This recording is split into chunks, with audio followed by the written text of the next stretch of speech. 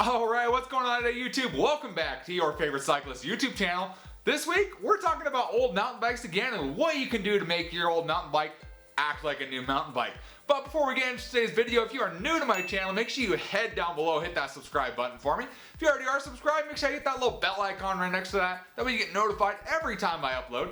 That way you don't miss any of this awesome cycling content we got on this channel. So first off, it is cold, so that's why you can see my breath sometimes like this.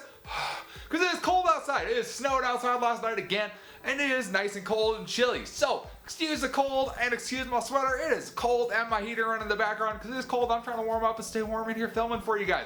So, on to the video though. We're talking about old mountain bikes again and what you can do to your old mountain bike to actually make it feel like a newer mountain bike.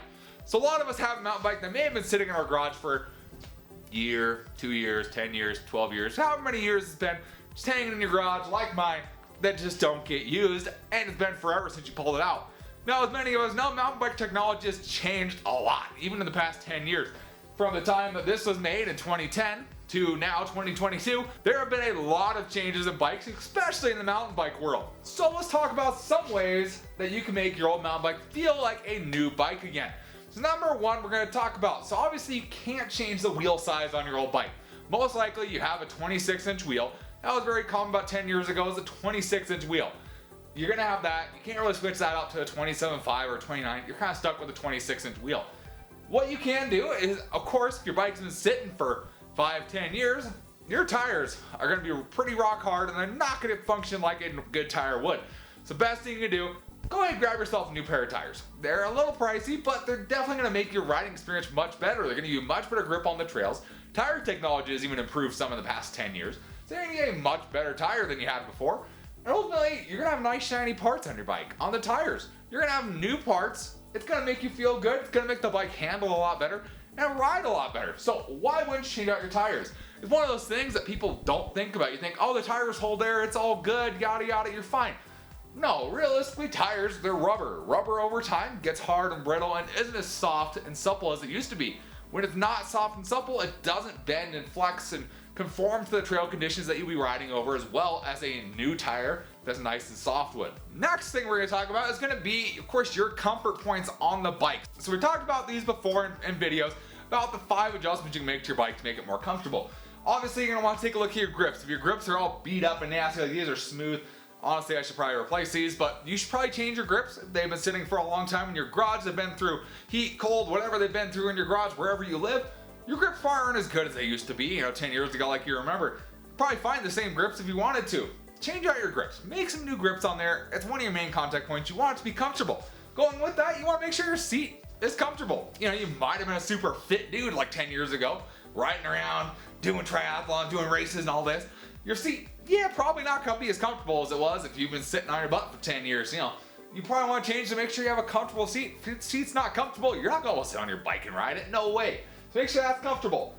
Of course, last one here, we're gonna talk about pedals. So pedals, you may have ridden clipless pedals before. Do you still really want to ride clipless pedals? Maybe you should try flat pedals out. Maybe you go buy a cheap pair of flat pedals and try those out. That makes you a little bit more comfortable on the bike. It has nothing to do with making it more modern. It has to do with making it comfortable for you, especially on an older bike that you haven't ridden in a long time. You haven't ridden in a long time. You want that bike to be comfortable as you get back into it. So whether that's changing your pedals, changing your saddle, changing your grips, whatever that is, make it comfortable for you to be able to get back and ride in those. Some of these adjustments, some of these changes you can make very inexpensively. And it makes a huge difference on your bike and you're wanting to even ride the bike in the first place. Next thing we're going to talk about is going to be your bars and your stem and your headset. So first off, if you ride a bike with a threaded headset, that's the good old quill stems, and you want to upgrade it, you should probably just get another bike. Just being real. That's my opinion. There's only so much you can do with those quill stem bikes. You can't really upgrade your bars much. You can only get certain bars like a 25.4. I think you can get a 31.8. But there really isn't much selection out there for a quill stem. Going along with that, you only have a 1-inch steerer tube. So you have a thin steerer tube in relation to newer mountain bikes. This bike here, threadless, generally is going to be 1.1 inches. They do have some taper ones nowadays, which are 1.1 inches to 1.5 inches. You can get those if you want, but as long as you have a threadless headset, 1.1 inches, it's going to work really good for you. That's going to be it. All your stems are now. You're going to be able to adapt to a thicker bar, whether that's 31.8 or 35mm. All of those are going to add stiffness to the bike and make the bike handle a lot better. With that being said, if you go for the 35mm or even a 31.8, you can go for a little bit wider bar. If your bike was made 10 years ago, your bars are going to be very narrow versus bikes nowadays. I've done a whole video showing the difference between the bars that came off of this bike and the bars that are on here now. These bars are actually the bars off of my Superfly originally, which now has even wider bars than this one. So it makes a huge difference in the stability and handling on the bike.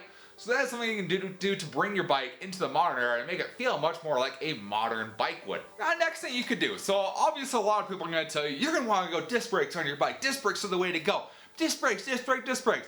I made a video talking about disc brakes. Disc brakes are cool. If your bike is set up to be able to adapt to disc brakes, be able to change over to disc brakes, meaning you have a frame compatible with it, your wheels compatible with it, and you're all set to go besides for buying the actual rotor and caliper and lever assembly, cool, go for disc brakes, upgrade. If your bike is not even set up for that at all, V-brakes work perfectly fine for, I'd say, a good 50% of mountain biking. Your normal trails, you're going to be fine on V-brakes. If you start to outgrow V-brakes and you want more braking power, cool, I mean, you're doing good. You're mountain biking really hard, and you're wanting to upgrade your bike at that point to something bigger. But if you're looking to bring a bike that's been sitting there for 10 years out, V-brakes are going to work fine for a good portion of people and a good portion of trails that most people will ride. So stick with your V-brakes. If your bike's set up for disc brakes, cool. You can convert if you want, but if you have V-brakes, you're going to be perfectly fine in order to get back on your old bike and get riding again. And the last thing we're going to talk about, I made a whole video all about gears and what gears are and why more gears might not be more better. It's going to be the drivetrain on your bike. So obviously any bike, probably, how long was that made? It's pretty much any bike like 10 years ago or so, not even 10 years ago, so probably pretty much any bike 8 to 10 years ago came with a 3x drivetrain. So it had 3 gears on the front and however many on the back. This one has an 8 on the back, Superfly came with a 10, whatever that might be. That's how bikes came. If you're going to be solely mountain biking on your bike, you might think about switching to a 1x. It's going to make it so much simpler. Realistically, all it's going to take off your front derailleur, take off your front shifter, take off your large and your small chainring, and you have your middle chainring. You can adjust that based on size you want. You can get a narrow wide chainring if you want. I've talked all about these in other videos if you want to learn more. But you can get a narrow wide chainring if you want. And realistically, you have a 1x setup on your bike. It's something that simplifies the bike and makes it easier to ride. Do you necessarily need a 1x riding starting off? No, but definitely can make your bike feel a little bit more of a modern bike and make it look a little more modern and function a little bit nicer than maybe an old clunky 3x setup would.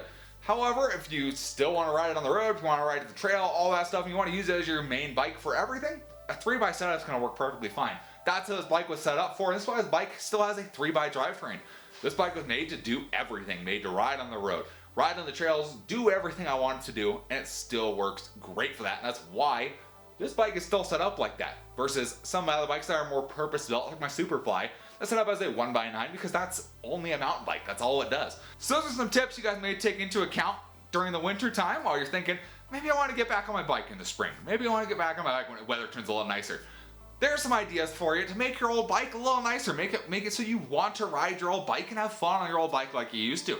So hopefully you guys enjoyed the video. If you did, give it a big thumbs up. Appreciate the support. Any comments or questions, let me know down in the comments section below. Love chatting with you guys. Love answering any questions you guys have. And we'll see you on the next video. Thanks for watching today.